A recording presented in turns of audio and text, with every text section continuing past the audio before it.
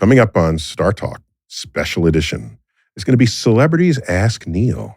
And I take questions from the likes of Kevin Hart, the musician Jack White. Oh my gosh. And we explore whether gold is rare in the universe. What is the nature of love? And are aliens real? Coming up on StarTalk. Welcome to StarTalk, your place in the universe where science and pop culture collide. StarTalk begins right now. This is StarTalk.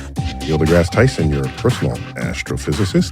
This is a special edition, which means we've got Gary O'Reilly. Hi, Neil. In the house. Yes. Chuck Nice. Hey. Also in the house here at my office, the Hayden Planetarium of the American Museum of Natural History. Today we're going to do Celebs Ask Neil. Do we want to call them stars?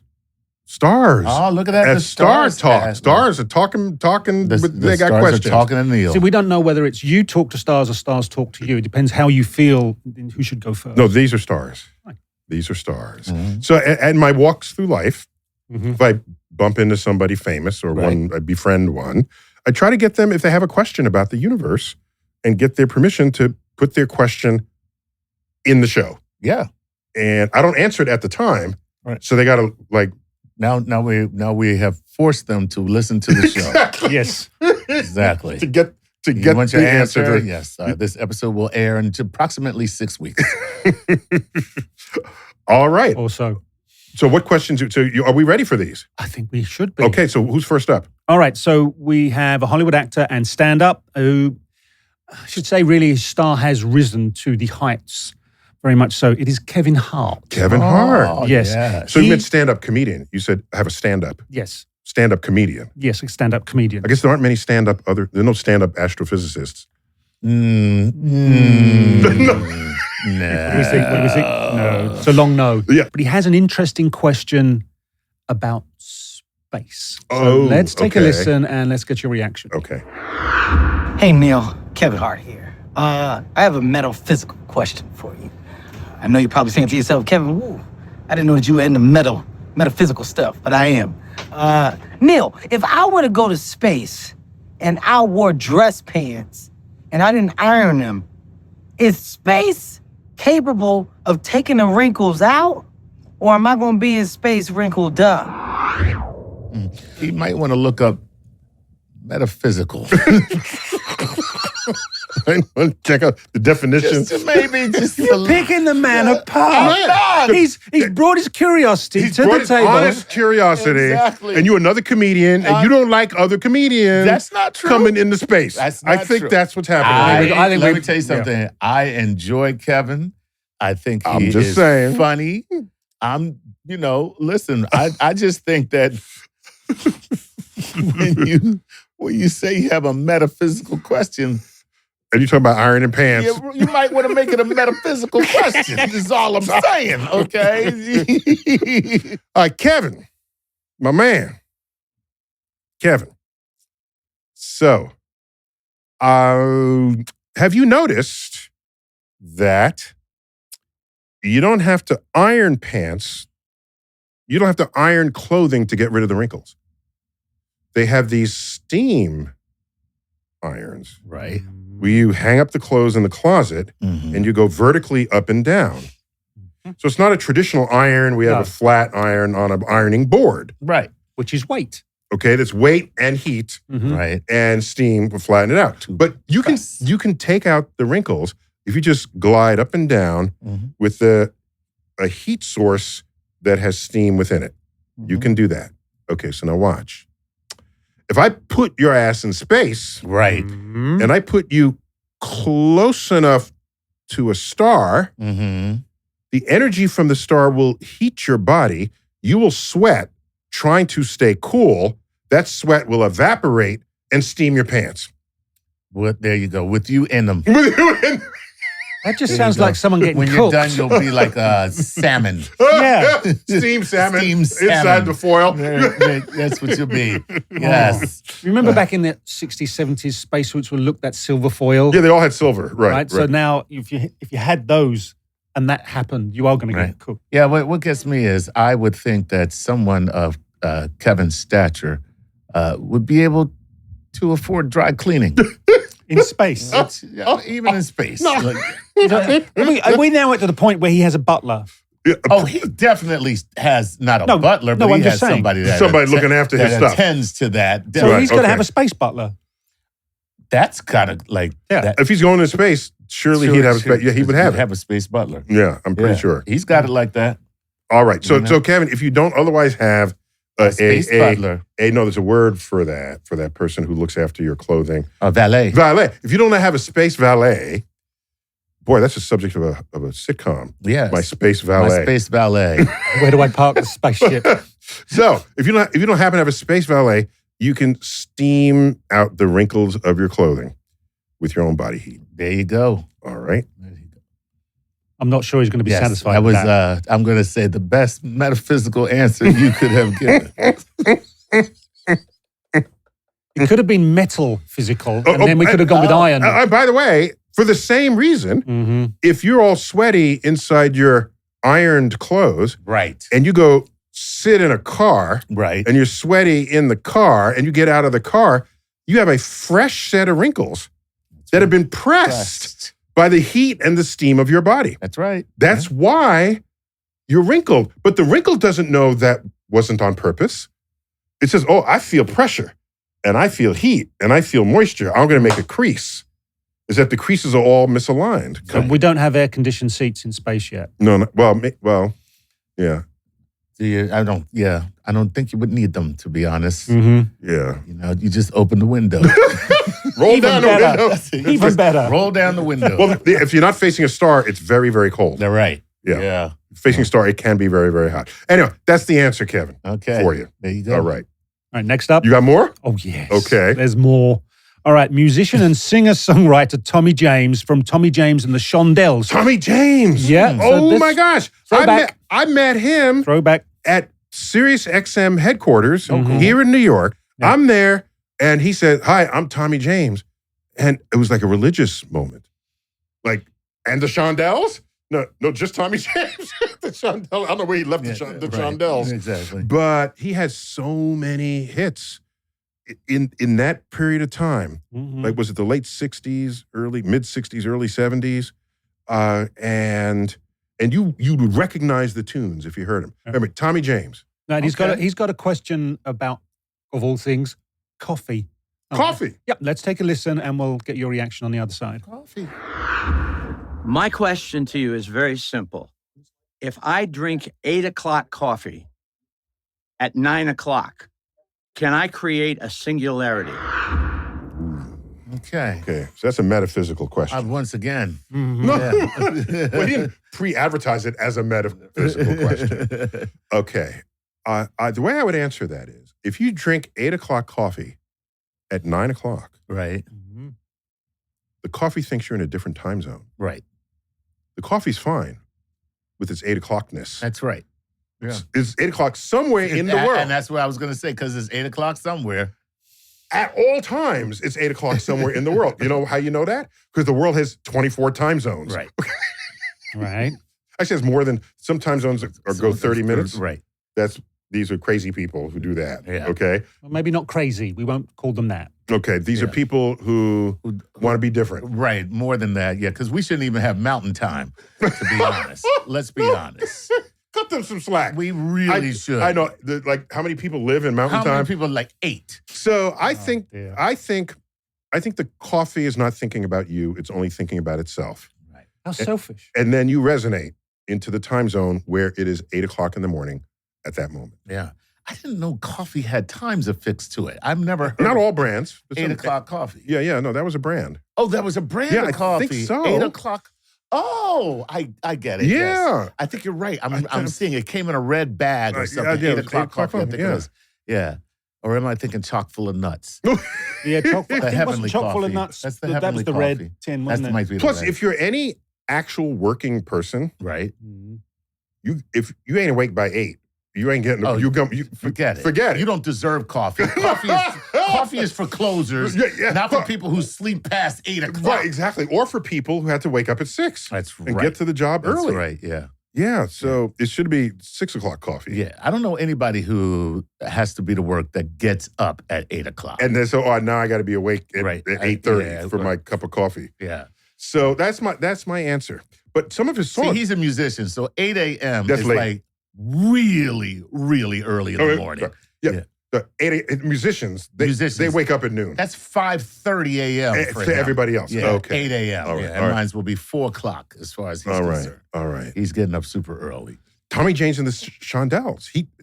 He sang Crimson and Clover. Crimson and Clover. Do you remember that? Not by him, but yeah. I had no idea. But people covered his songs a lot. People covered his songs. No, but it was good stuff, man. That's cool. There's another one. I think I'm alone now. And that's another, well, that was who knew that's him? That was Tiffany. Tommy James had that before Tiffany. I know, but that was the cover version. So she's covering him. Yeah. She's covering him. Yeah. Go check out his playlist. It's really, you'll recognize every one of the songs. All right. Yeah, totally. Okay.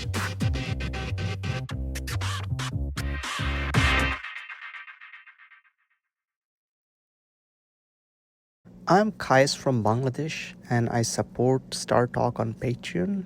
This is StarTalk with Neil deGrasse Tyson.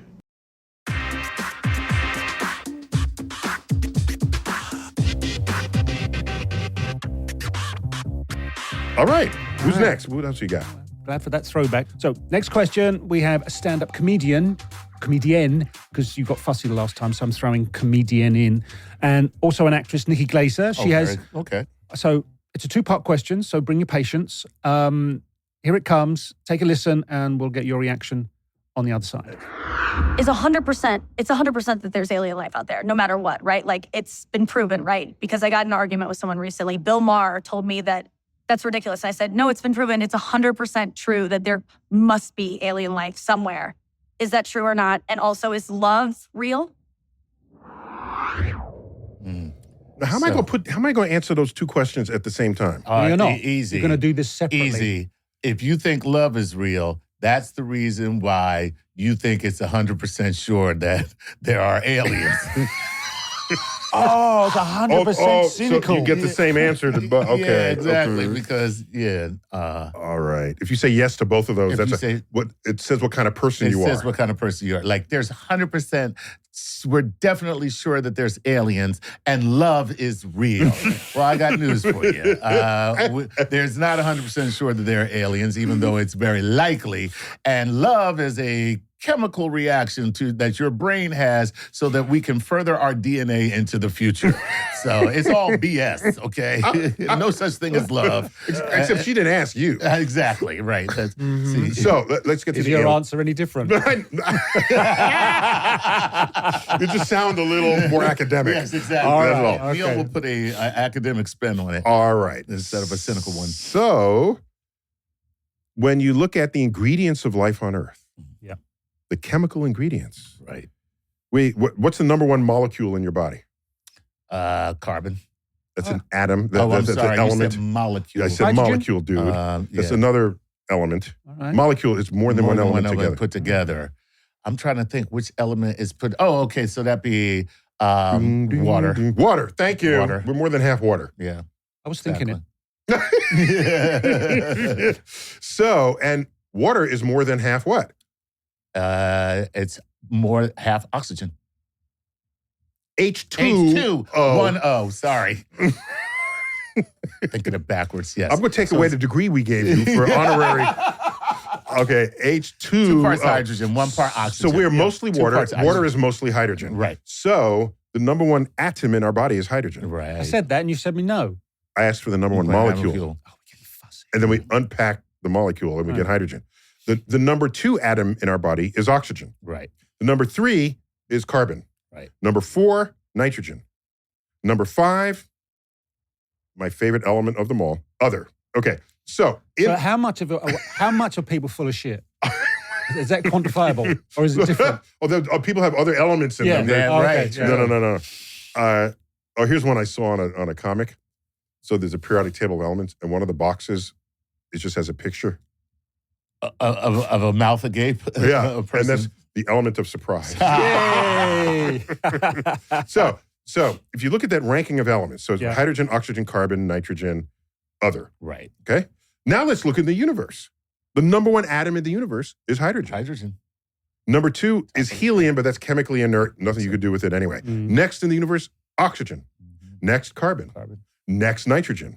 Next, the other class, other. Okay. Other. We are one for one, the same ingredients in order, in rank order in the universe. Right. So when Earth made life 4.5 billion years ago, it was being highly opportunistic. Right. It made life out of the base ingredients given to it by the formation of the universe and stars itself.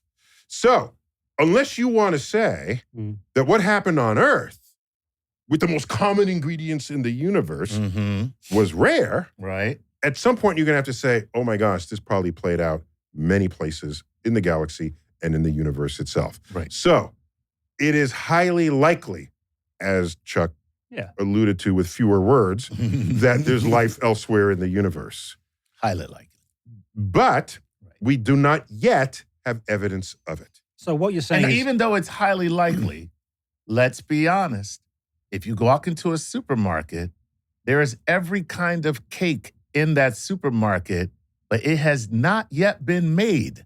So you got eggs, you got milk, you got flour, you got vanilla, you got everything. That was deep. Right? So just because all Chuck the is ingredients being- are in the supermarket doesn't mean that there's a cake in the supermarket. Well, there is in the bakery section. Well, so using that theme, I don't go to such a fancy market. to know. Okay. so the universe isn't going to the fridge late on a Saturday night and finding it bare. It has everything it needs to make But in life. every nook and every cranny nook of the and universe cranny, itself. Amazing. Yeah. Okay, and because hydrogen and oxygen are the two most abundant Right. chemicals in the list that are chemically active, water, we don't expect that to be rare. Right. Exactly. So H2O. would there be an ability to create other life forms, but by changing the magnitude of what was in play? Possibly, it's different for different life on Earth, but we're still carbon-based. Carbon-based. All right. Some people say maybe there could be silicon-based life. Right. Silicon sits right below carbon on the periodic table, Right. and all elements in a column form similar families of molecules. Right. So you can have CO2. There's silicon sitting right below. There's SiO2. And there is going to be silicon-based life form. As a matter of fact, we're on the precipice of it right now. Well, we call that the silicon chips. Exactly. That's not what they mean with I the know what science I fiction know, writers. but I'm just saying we're creating silicon. We are creating silicon. We're creating it, and it's going to replace us. It's going to be our overlord. But then you look at the synthetic biological intelligence that's coming through with research right now, which will then sit maybe alongside the silicon intelligence. Yeah, I mean that. Let's hope that never happens, please, God, no. Can I scare him anymore now? So now people say, well, we've been looking and we haven't found it. Right. So maybe there isn't any. Well, how much do you think we've looked so far? Exactly. Yeah. All right. And so here's an analogy we get from my friends up at SETI, the Search for Extraterrestrial Intelligence organization up in Northern California. There are an array of dishes that they listen to the Yeah, world, the whole They have universe. telescope dishes tuned in for anybody who's going to talk to us. Right. All right. As if they're going to want to talk to us. At all. If they would assume, what a big assumption that is. Right. They care about us. That would be so fun. Right. Like one day we're going to hear a message just like, hello, what? You know, I don't think it's on. Does it work? Does it? I don't think it's working. Harold? It's always Harold. It's always Of course it's Harold. So, was the first alien That's contact. the first alien contact. So they gave an analogy. You go to the ocean shore Mm-hmm. and you take a cup of water. You take an empty cup and you scoop up some ocean water and look at it, and you conclude the ocean has no whales. Wow. That's a great analogy, man. That's like us in the amount of the space we've looked, the number of frequencies we've looked, over time that we've looked, Right. is identical. You can actually calculate that these probabilities are similar. Yeah. To do that and say the The ocean has no whales. Using this cup as evidence that it doesn't.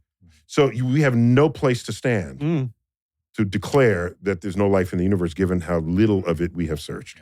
All right, so that's the answer to the first part. Right. But is there love? And what's it got to do with anything? It matters to her. Apparently so. Okay. Matters to Nikki. But so is there love? Here's how I will answer that. With cards and chocolate? One doesn't have to decide whether or not love exists. If you can measure things that happen on the assumption that it does. Oh, I see. See? I see So where you're you going make the with measurements this. of it. Right. Okay, I'm near a cave and there's just snow and I see bare footprints out front. I don't see a bear, so I don't think it exists. They're footprints. Right. You walk a little further, there's poop.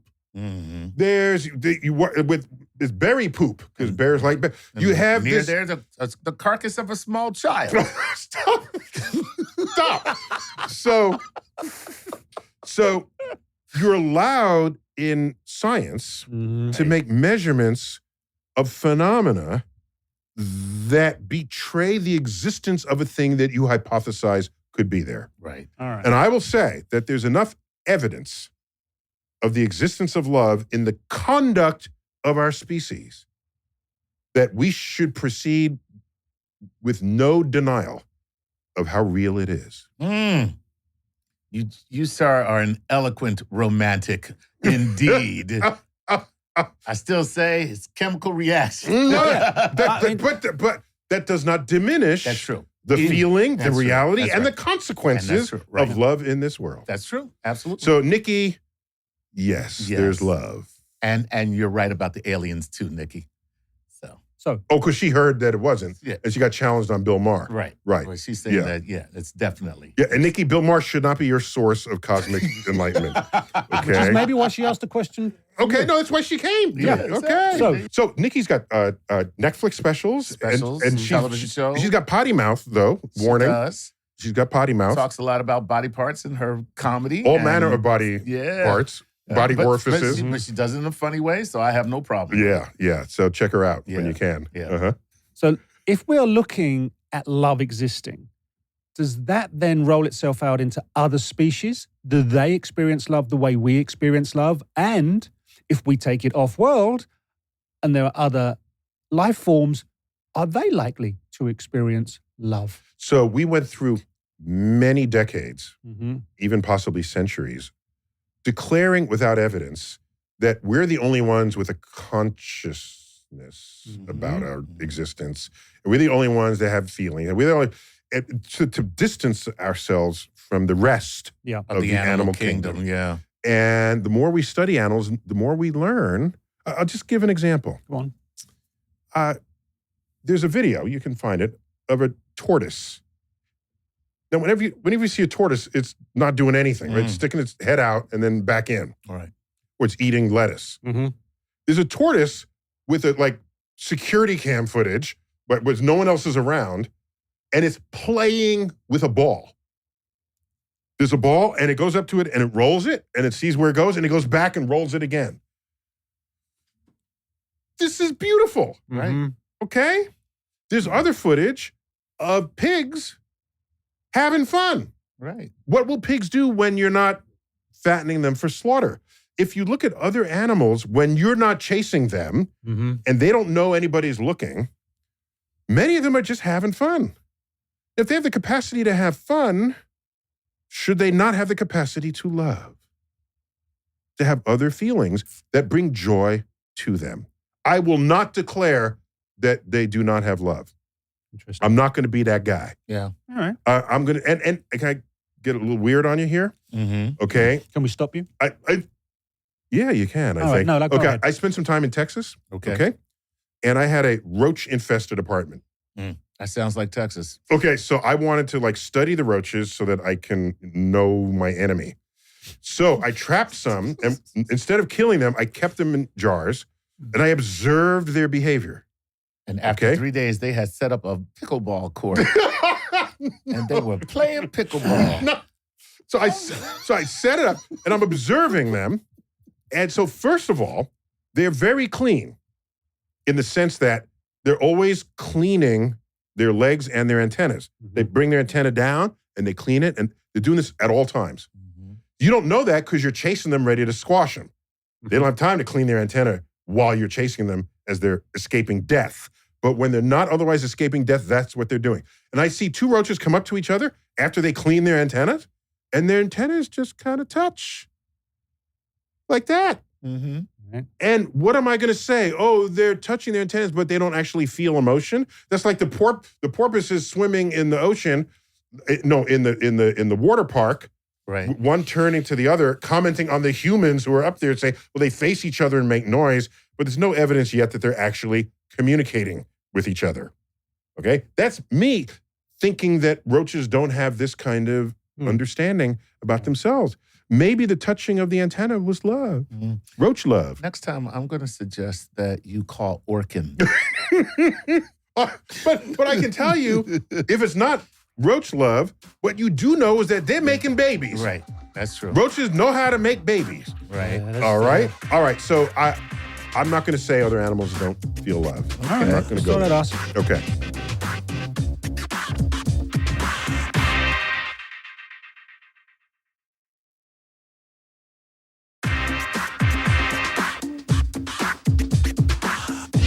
Next question. You got another one. Let's do it. All right, we're all loved out. This time, pop icon Jack White, and I think, if I'm not mistaken, he's got a question about rare earth minerals and their existence throughout the universe. Okay, this is Jack White, the guitarist, singer, performer. White Stripes. Jack White. The man that appears in every stadium around the world if there's a sporting event, even though he's not there. Always his music that gets played. Jack White. Yep. Okay. Let me tell you where I met him. Okay. He's a fan of the universe. He was a fan of Carl Sagan's. Wow. I met him at a meeting of the board of the Planetary Society when I served on the board. And he came because he's just interested. He might have even been a donor. I don't remember. Right. Planetary Society was founded by Carl Sagan and two of his colleagues to try to up the awareness of people's caring and sensitivity to the plight of Earth as a planet. Okay. What a great idea. Yeah. And so right now, our friend Bill Nye is CEO That's right. of the Head Planetary Society. So I'm there and I meet him for the first time. We posed for some photos. And so just recently, I gave one of my public talks in Nashville, Tennessee, where he lives. What a And surprise. he dropped me a line saying, yeah, I hear you're in town. I'm going to come see. Can you? That's kind of cool. Okay. Yeah, Can you get me some tickets? Oh, wait a minute. He didn't pay for his ticket? I was going to say, pay for your own damn ticket. No, come on. You got enough money to pay for your own ticket, Jack White. Calling me up to mooch tickets off of me. You know, hey, Neil, it's me, Jack White. You know, famous guitarist from the White Stripes. Was wondering, can I get a free ticket to your show, man? Come on now. No love for Jack. No, I mean, come on. So, yes, I forwarded to, I got him some free tickets. I gave him some tickets. Gave him a ticket. And then he invited me back to his place. And so I hung out with him about a half hour. All right. Okay. He showed me, he collects a lot of memorabilia. It was fun. You know what just happened to be on TV in that moment? What's that? 2001: A Space Odyssey. Oh, look at that. Just happened to be on TV. No, it wasn't. He had that set up. Yep. He had it on DVR. He had it on DVR. You walked in, he hit the play button. He was like, wow, what a coincidence. You're here in 2001: A Space Odyssey is on. Oh, what are the chances? Okay, maybe that was also, I don't know, maybe. I'm with you. But I pointed out some scenes where they got the physics wrong in 2001. But anyhow, at the end, I said, let me get a question from my man here, Jack White. All right. So let's see what he asked me. Dr. Tyson, I have a question. Is gold actually rare in the universe? And part two, is it rare on the planet we live on? You notice how that question can be played in any civilization across the galaxy. Yes, it can. Because he didn't mention Earth. He didn't mention Earth. And the planet we live on. The planet we live on. That's what he said. And I can replay that when we're Mars colony. All right. Right. Yep. So, it's possible for something to be rare but common? Explain. Aha. Okay. Let me give some simple examples. In your life, birth is rare. But in the world, birth is common. I understand that now. Okay. Okay. It's a big event if you're birthing out a baby. Mm-hmm. It's an even bigger event if I'm birthing out a baby. Mm-hmm. I'm just saying. Just say biologically. So, death is rare in your life. How many, unless you work in a hospital or serve in the military, Right. how many dead bodies have you actually ever seen in your life? Yeah. Right. At most of few, at most. Yeah. Yet it happens all the time. So something can be rare but common. So gold is rare because most things are not gold. But gold is everywhere. Okay. Even in them there hills? Especially in them there hills. That was classic frontier gibberish. That was great. Especially in them there hills. So it's just, if it's everywhere but not all concentrated, Mm-hmm. then it's a challenge to gather it, all right? And so if I met a gold prospector once. Right. My wife is from Alaska, and there was a guy who spent his life doing this. A lot of people in Alaska do that. Yeah, exactly. And so he had a gold nugget. Does ingot have a special definition? An ingot is probably above us, so I don't know. Yeah, but isn't it? An ingot has been melted down into a bar. Okay, Into a fine. bar. Okay, so he just had a gold, natural gold That's a nugget then. nugget. Yeah. And like the Denver Nuggets, the Right, nugget. yeah. He had a gold nugget on his wife's neck. And I said, "What's the biggest chunk of gold you ever found?" He said, "It's around my wife's neck." Wow. And it wasn't more than a centimeter across. Right. So, and he does this his whole life. So you're not finding much gold where you're looking, but you can find some, and it's a big effort. Right. Okay. However, by the way, do you know that gold is very heavy? Yes. Okay.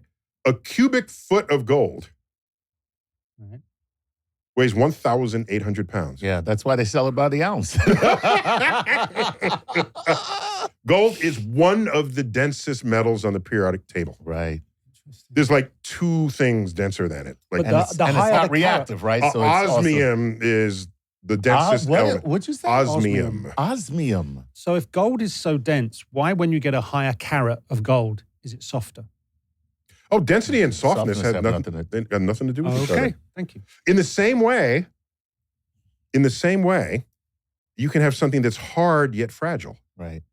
like stemware for wine or the shell of an egg. Right. Or crystal. Crystal. It's hard yet Yep, fragile. All right. Okay? So that's why you can be dense yet soft. Mm. All right. Good question, though. Thank I you. like that. Gold is very malleable. Right. Malleable. So nature has done something very cool. You ready? When we form planets in orbit around stars, initially it's very hot. And the whole planet is molten. Mm-hmm. If you are molten, that means heavy things can go to the bottom and light things go to the top. We did a whole explainer on this, didn't we, Jack? Yes. Okay? One of my favorites. Okay. So while you are in your molten state, all the heavy stuff goes to the bottom. Right. The light stuff floats to the top. What would that be? All the metals, the heavy metals.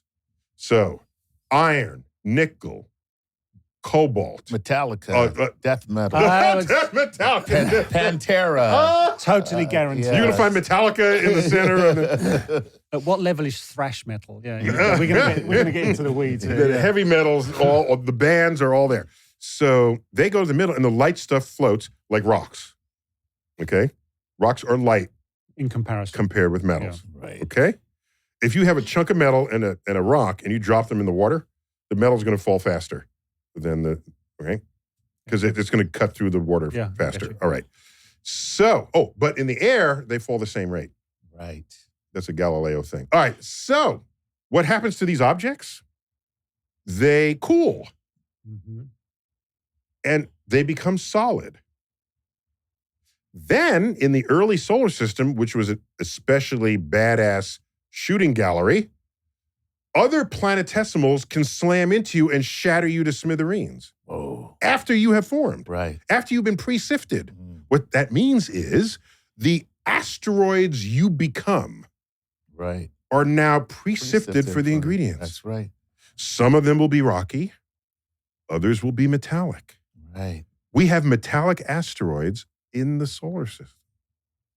If you go lasso one of those and bring it to Earth, it will have, depending on the size, of course, but there are asteroids out there with more gold in them that have ever been mined in the history of the Earth. Was it a movie or a TV series that they had a mining ship out in space? Oh, isn't that That's called The Expanse. The Expanse? The Expanse. They're mining the asteroids. They're mining the for asteroids. the natural ingredients. Great. Because you don't have, it's pre-sifted.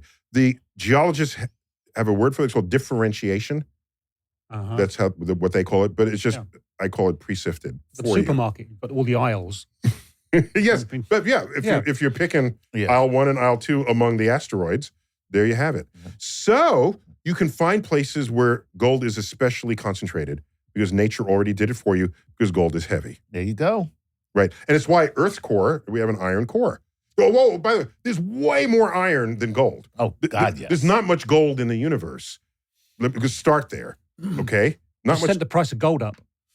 Oh, wait. So if you bring that asteroid to Earth, which has all that gold, then what happens to the price of gold? Oh, it plummets unless you're smart enough to leave it parked a little further out and bring it in a bit at a time. Just a little bit at a time. Keep that price going. Out. So, so gold is plentiful but highly scattered unless you're going to find the pre-sifted stuff in asteroids. Oh, by the way, there's more gold in the ocean than have ever been mined on Earth.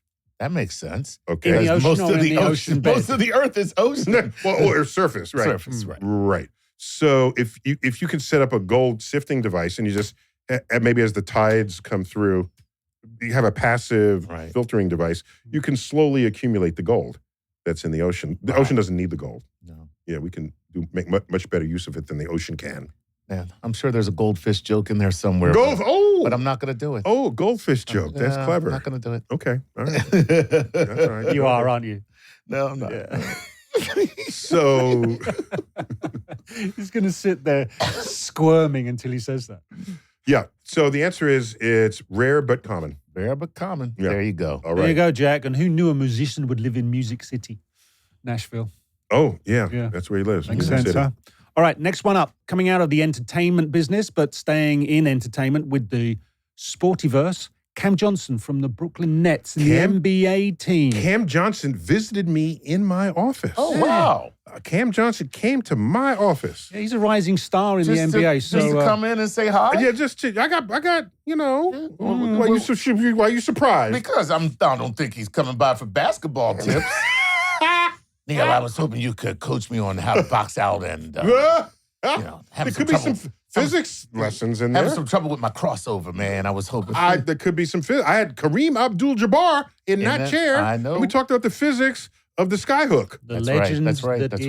Okay. Yeah. So Cam Johnson, all right, you look at him from a distance, he looks like a regular guy, and then he walks up next to you. He's like 6'7" or something. You know, it's just, they're tall, these folk. Mm-hmm. What a surprise. So I'm trying to remember, why did he come by my office? You have magnetism. So I think it was like a day off for them, and they've got people who handle them, and they find out what their interests are. Mm-hmm. And he loved science when he was in college. That's great. And especially like his astronomy class. So he wanted to come and just get a little, All right, let's get hear a what little fusion. Let's hear what his curiosity was. Let's see where it took him. Yeah, let's see where it goes. What's up, Neil? This is Cam Johnson. Question for you. Can we feel the change in spin speed of the Earth at the equator versus at the poles? Obviously, at the equator, the Earth is going to be spinning a lot faster, and at the poles, it's going to be spinning a lot slower. And obviously, this has a lot of effect on the planet as a whole. But can we, as humans, kind of feel that change? Interesting question. Okay. Well, clearly, he knows that the Earth spins faster at the equator. Yeah. So at the equator, you are moving 1,000 miles an hour. Cool.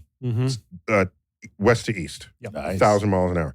As you go north or south of the equator, the surface of the Earth is not moving as fast. It's moving as a solid object, of course, but your circumference is not as big if you are farther away from the equator than the equator is. So, but you still make one turn in a day. So you're clearly moving slower. All right. So if we paved over Earth, okay? And I never thought of this example before. It's the first time I'm thinking of this. You pave over Earth, start you at the equator, and we say, run due north and don't stop. Okay? And you start running due north, but then they no longer tell you which way north is. You just start headed to the Santa Claus. Okay? You start running, and you're always going in a straight line. You will think you're going in a straight line, but you're not. Step back, and we see your path. Your path would have curved east. And you'll never hit the North Pole. The point where you took your last step has higher sideways motion than the point where you just landed. So it is carrying you east without you even knowing it, even though you think you're running in a straight line. And another way to do this, if anyone still has them, you remember the record players? Right. Okay? Take a little marble, start it at the end of the record player, and then roll it inwards. You will have ruined that record. It will overtake the spindle and come in ahead of it. So that's kind of the only way you would know it. By the way, clouds know all about this. All right. That's why they circulate into storms. Right. Clouds coming up from the south, they overtake their destination. Clouds coming down from the north fall behind. As you do this, that creates a circulation. So all storms in the northern hemisphere rotate counterclockwise. There you go. So weather feels it. That's what creates our storms. You would feel it if Earth were paved over and you ran, but otherwise, no. No one has any clue. Right. And I asked you this question before. Is there a point on Earth, right at the axis, where it actually doesn't rotate? Well, the very top spot, it's all rotating. Everything is rotating. But is there like one molecule? One that just atom sits right there? at the top? Yeah. No, because then everything would be turning around it. No, just why I'm asking, because it seems like there would be. Okay, here it is. Mathematically, yes, there's a point that would not be rotating. Fine. But physical matter is not mathematical. There's always going to be a molecule there that's going to be dancing in a circle. All right, and the worst case is you have the one molecule that's just pirouetting. Oh, how elegant. The lone ballerina molecule. Yeah. Oh, the ballerina molecule. Yes. Oh, we've got to hallmark, trademark that. There. So, thanks for those questions. Oh, don't thank me. Thank the stars. No, yeah. Stars and their curiosity. It was fun. Yeah. We're good. And we can do this again? Do we have other questions? Well, it depends how buddy you are with famous folk. Yes. Right. All right. And tell Cam to, get some more Brooklyn Nets up here. I have the ceiling busted out, but yeah, we'll work with it. In fact, there's something that went semi-viral where we picked the top 10 draft picks in the universe. Okay. So it's a thing they do apparently. So they said, "What's your first pick?" And he said, "I'll take the Milky Way galaxy." And I said, "What's my first pick?" "I'll take the formation of the moon." Okay. 4 billion years ago. So we go down and we create our dream team of the cosmos. All the cosmos. Yeah. That's pretty cool. That's online. You can check it out. All right. Yeah. Yeah. With Cam Johnson. So just to take us out, if I reflect on what has just happened, we have people who made a name for themselves doing things that have nothing to do with science. Yet deep within, they retained a kind of curious, dare I say, geek underbelly, something that historically was never valued, especially not by the bullies. Oh yeah, you're carrying a calculator, you did well in your math class, never boded well for the geeks. But for those who are brave enough to come forth in whatever is their profession and say, I retain geek curiosity and I'm going to take it to Neil deGrasse Tyson. I respect you and honor you, first for your bravery and for retaining doses of curiosity well into adulthood. Keep it going. This has been StarTalk Special Edition. Neil deGrasse Tyson, as always, bidding you keep looking up.